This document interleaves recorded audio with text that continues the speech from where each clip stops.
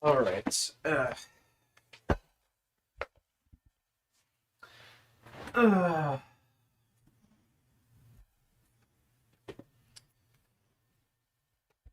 Let's see this. It's probably not going to be funny.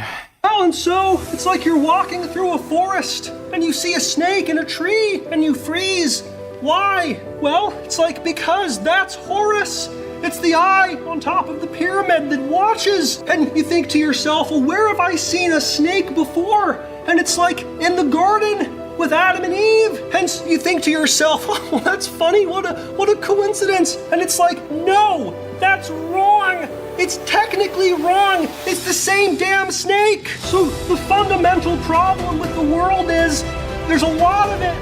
And there's not very much of you. You're a finite being, you know, you're kind of like a rat in that sense. And every time you step out into the world, you should think something approximating, here comes the wrath of God, you know, because that's the right way to look at it. If the death of your mother doesn't do you in, it'll be getting hit by a cement truck or washed out a storm drain. And when you find yourself at the bottom of a storm drain, you are not in the same place anymore. You're in hell. It is inevitable that eventually you will find yourself in the realm of chaos. Maybe you go for a glass of warm milk in the night, and when you go to flip on the light switch, you find your hand on your grandmother's breast. Maybe you choke on a small object like a gummy bear. Well, either way, when that happens, what do? Well, the first thing you do is you figure out what went wrong. And that's a scary thing, you know, because it's like when you contend with that which led you into hell, you're forced to accept the possibility that maybe your entire map of reality is wrong. Maybe you thought that gummy bears were safe. They're so small, how could they possibly be a choking hazard? Yet here you are, writhing on the ground like a bloody idiot with 15 of them lodged in your mouth. And maybe you're also the type of idiot to confuse a light switch with your grandmother's breast.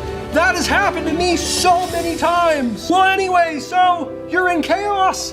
And it's like, that's a serious problem. And it's not self-evident which level of analysis the problem should be examined at. There are an infinite number of ways to frame a problem because the world is filled with an infinite set of facts. And it's like, well, what the hell are you gonna do about that? The first thing to do is to stop doing the things you know are perpetuating your descent into chaos. You have no idea how much better things could be purely as a consequence of that. Take your hand off your grandmother's breast. Stop eating the damn gummy bears. You're convulsing on the ground, the gummy bears in your mouth growing in number 15, 16, 17. You're still eating them. Why? Well, maybe it's because you never learned how to stop eating gummy bears. And maybe, just maybe, those... Are we done with Frank? No, there's a few more minutes left in the Frank video, so not quite yet. Thanks for the donation though, Sam. Aren't just gummy bears. Maybe those are the choices that you make every day that lead you into hell. Stupid you, stumbling blindly into walls. Maybe what you need is a better map. Maybe you need to slay the dragon and take the gold. That would be good.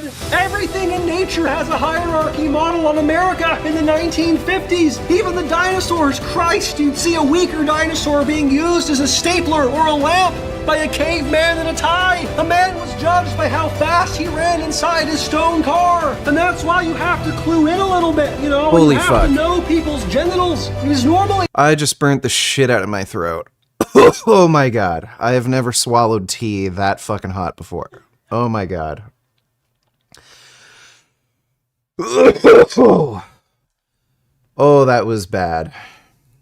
Whenever you see a man, you assume that he's got a nice, succulent penis. And you see a woman, and you know she's got that ushy-gushy. That's one of the main evolutionary purposes in us being able to differentiate the sexes, is when you meet somebody, you know, you want to know if you can put your face in it. Now that's order. You know, it used to be the case that a man could walk up to a woman and stand up straight with her shoulders back, look her in the eye, and ask her one very important question. Does it fart? You know, but then you throw girl dicks and postmodernism into the mix, and you just blow out that whole framework. You know, lots of men who watch me on the internet tell me they have a lot of trouble getting laid.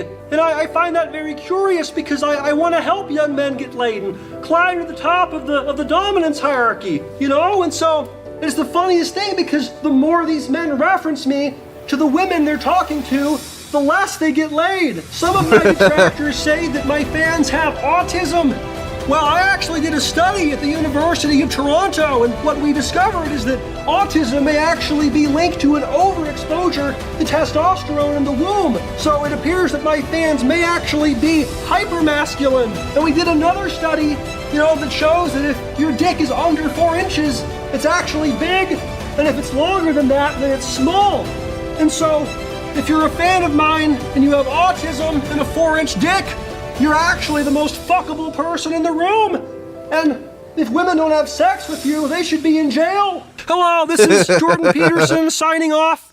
Buy my book. Give me money. Okay, bye now. Authoring.com. Here comes the wrath of God. Like that? Is that good? That's really good. Okay. And maybe, just maybe, those aren't just gummy bears. Fuck. Damn it. That ending was pretty good. That slapped.